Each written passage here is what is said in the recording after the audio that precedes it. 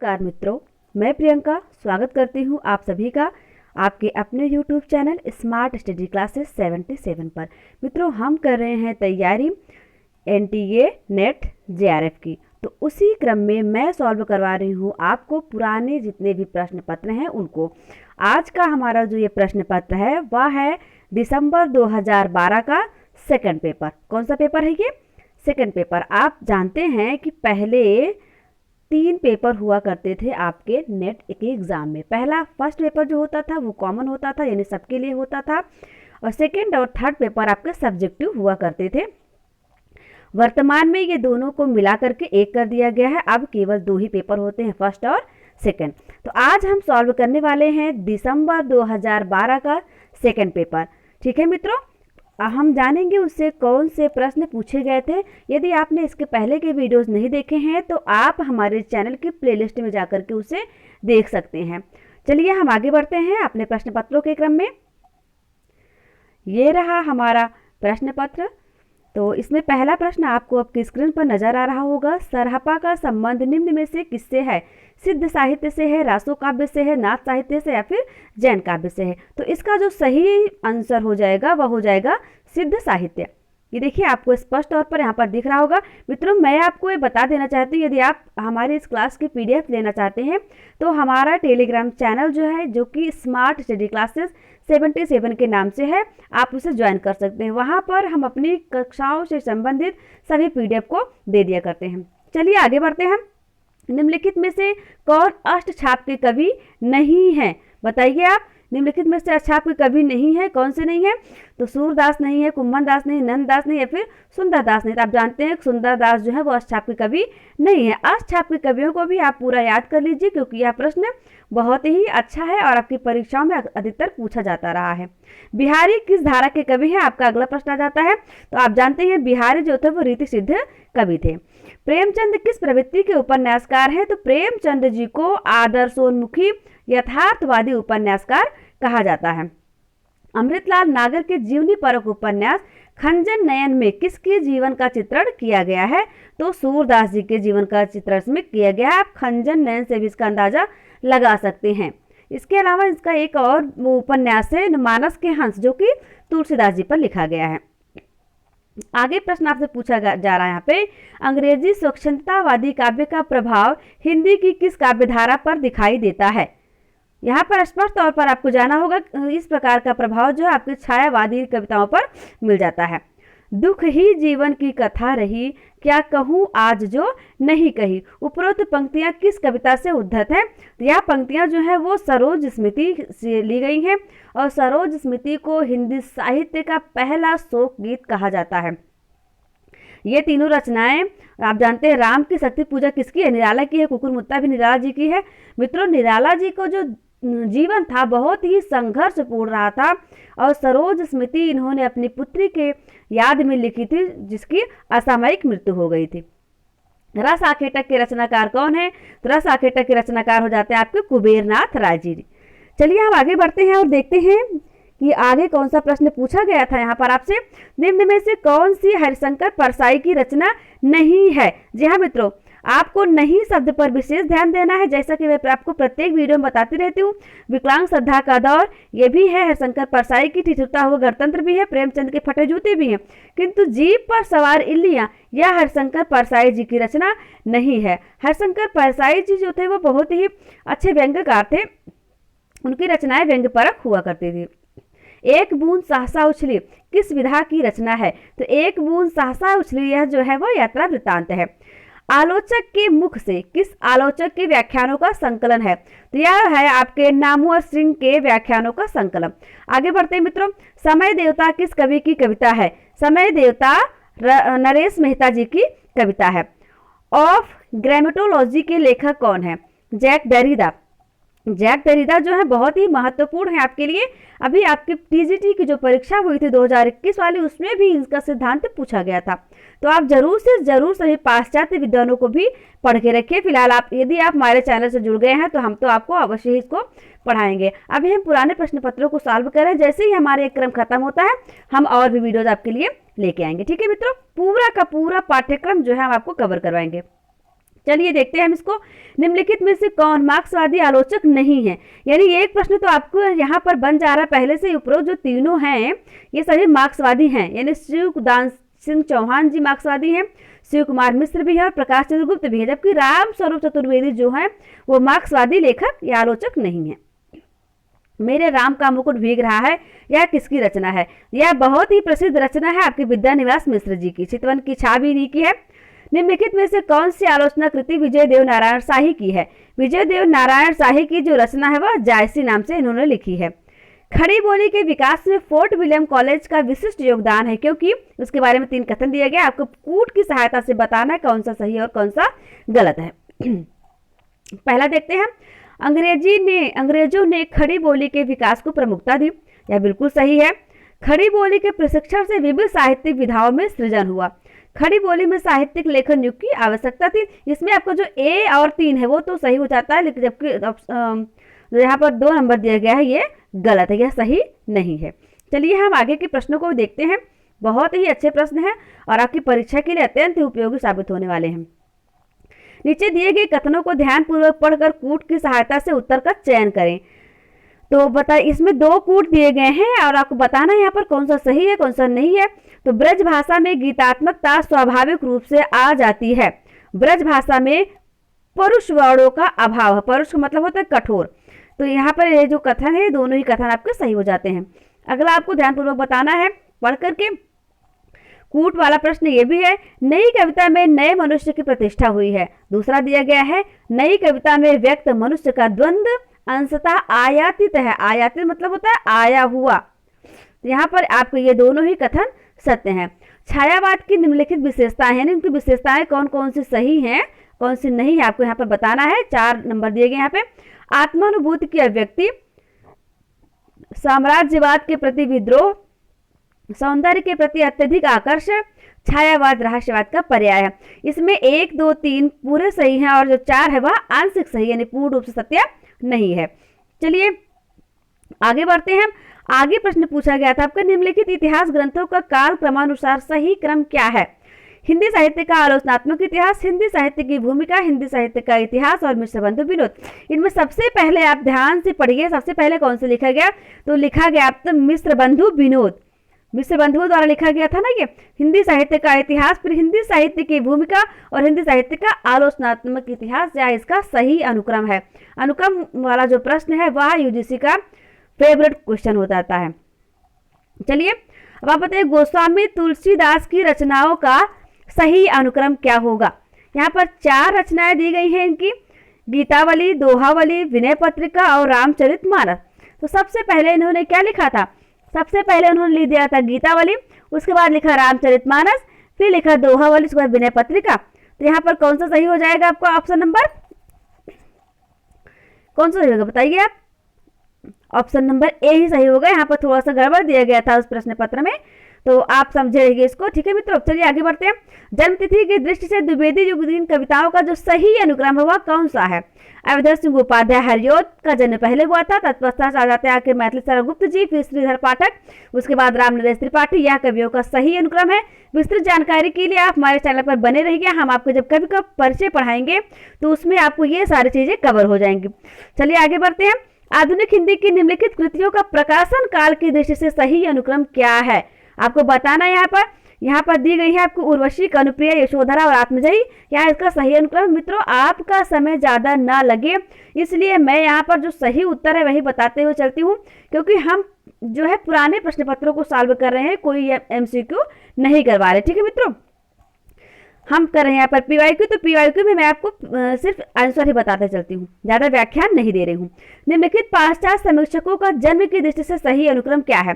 सही अनुक्रम यहाँ पर है लोनजाइनस, अरस्तु, प्लेटो और कॉलरिज। अगला क्वेश्चन पूछा गया था यहाँ पर, प्रकाशन वर्ष की दृष्टि से निम्न पत्रिकाओं का सही अनुक्रम क्या है? सबसे पहले कौन सी पत्रिका प्रकाशित हुई? तो कवि वचन सुधा जाती है, फिर सरस्वती, उसके बाद चांद, फिर और हंस आ जाती है। अगला है, निम्नलिखित उपन्यासों का प्रकाशन की दृष्टि से सही अनुक्रम कौन सा है? झूठा सच, आधा गांव, सूखा बरगद और तमस, यानी आपका सही हो जाता है ऑप्शन नंबर बी। यहाँ पर ये देखते रहिए आप और इसको ध्यान से पढ़ते रहिए। पीडीएफ को प्राप्त करने के लिए आप हमारे टेलीग्राम चैनल से अवश्य जुड़े। निम्नलिखित कवियों का सही क्रम क्या है? चिंतामणि, केशवदास और बिहारी तथा पद्माकर, या इनका सही अनुक्रम रहा है? निम्नलिखित कवियों का सही अनुक्रम कौन सा आपको बताना है, इनकी कवि कृतियों का सही अनुक्रम बताना है। तो प्रिय प्रवास, झरना, राम की शक्ति पूजा और लोकायतन। अब मुझे पूरा विश्वास है कि आप इन सभी रचनाओं को जानते होंगे कि यह किसके द्वारा लिखी गई है। यदि जानते हैं तो आप कमेंट बॉक्स में अवश्य कमेंट करिए। चलिए आप बताइए, निम्नलिखित पंक्तियों के साथ कवियों को सुमेलित करना है। कवियों को सुमेलित करना है तो आपकी यह भी देखिए कौन सी पंक्ति दी गई है। सबसे पहले पंक्ति दी गई है यहाँ पर, घुन खाए सह तीरों पर। तो इसके जो लेखक है इस पंक्ति के वो हो जाते हैं नागार्जुन जी। कौन हो जाते हैं? देखिए यहाँ पर मैं आपको बताती हूँ, नागार्जुन जी ने लिखा है यहाँ पर, घुन खाए सह तीरों पर। ठीक है मित्रों, यह नागार्जुन का है। उसके बाद है आपका एक बीते के बराबर। तो यह केदारनाथ अग्रवाल का है, एक बीते के बराबर केदारनाथ अग्रवाल का। किंतु हम द्वीप हैं, यह किसने कहा था? अज्ञेय जी ने कहा था। और भूख से रिरियाती हुई, यह जो है धूमिल की। धूमिल की बहुत ही अच्छी रचनाएं हैं, संसद से सड़क तक। आप जानते हैं धूमिल का पूरा नाम भी आपको पता है? नहीं पता है तो आपने हमारे चैनल का वीडियो देखा होगा, सुदामा पांडे धूमिल, यह इनका नाम है। मित्रों, कवियों के उपनाम से संबंधित वीडियो हमारे चैनल पर है, आप उसे जरूर देख सकते हैं, क्योंकि कवियों के उपनाम से संबंधित प्रश्न पूछा जाता है। तो देखिए, फिलहाल हम इसको देखते हैं। क्वेश्चन नंबर 31 है, निम्नलिखित संपादकों को उनकी कविताओं पत्रिकाओं के साथ सुमेलित करना है। यानी कौन सी पत्रिका किस संपादक द्वारा संपादित की गई थी आपको बताना है। श्याम सुंदर सेन ने कौन सी पत्रिका का संपादन किया? तो इन्होंने किया था प्रजा हितैषी का संपादन। और राजा लक्ष्मण सिंह ने किया था किसका? आनंद कादम्बिनी का। भारतेंदु हरिश्चंद्र ने किसका किया था? भारतेंदु हरिश्चंद्र ने किया था समाचार सुधा वर्षण का। और बद्री नारायण चौधरी प्रेमघन, इन्होंने किया था कविवचन सुधा का। ठीक है मित्रों, चलिए हम आगे क्वेश्चन देखते हैं। क्वेश्चन नंबर 32, निम्नलिखित पत्रिकाओं को उनके प्रकाशन वर्ष के साथ सुमेलित करना है। कौन सी पत्रिका किस वर्ष प्रकाशित हुई थी, यह भी आपको अवश्य ही याद रखना होगा। सार सुधा निधि एक पत्रिका थी, और यह कब प्रकाशित हुई थी? तो यह हुई थी 1879 में। बंगदूत का प्रकाशन कब माना जाता है? तो बंगदूत का प्रकाशन हो गया था 1829 में। भारत मित्र आपका आ जाता है 1877 में। और हंस पत्रिका तो आपको पता ही होगा, बहुत ही प्रसिद्ध पत्रिका, यह 1930 में। चलिए आगे बढ़ते हैं। निम्नलिखित आलोचनात्मक कृतियों को उनके लेखकों के साथ सुमेलित करना है। दूसरी परंपरा की खोज, नए साहित्य का सौंदर्य शास्त्र, हिंदी साहित्य का आदिकाल, नया साहित्य और नए प्रश्न। मित्रों, यहाँ पर ध्यान दीजिए, अब दूसरी परंपरा की जो खोज है वह किसने लिखा था? नामवर सिंह ने लिखा था ना। आपने देखा होगा दूसरी परंपरा की खोज ये नामवर सिंह जी द्वारा। नए साहित्य का सौंदर्य शास्त्र तो इसे लिख दिया था गजानन माधव मुक्ति बोस जी ने। और हिंदी साहित्य का आदिकाल लिखा था आपके हजारी प्रसाद द्विवेदी जी ने। और नया साहित्य नए प्रश्न नंद दुलारे वाजपेयी जी ने। अगला है, निम्नलिखित कथनों को उनके लेखकों के साथ सुमेलित कीजिए। यानी कौन सा कथन किस लेखक या कवि का रहा है? करुणा दुखात्मक वर्ग में आने वाला मनोविकार है। ऐसा कथन किसका है? यह कथन है आपके आचार्य रामचंद्र शुक्ल जी का।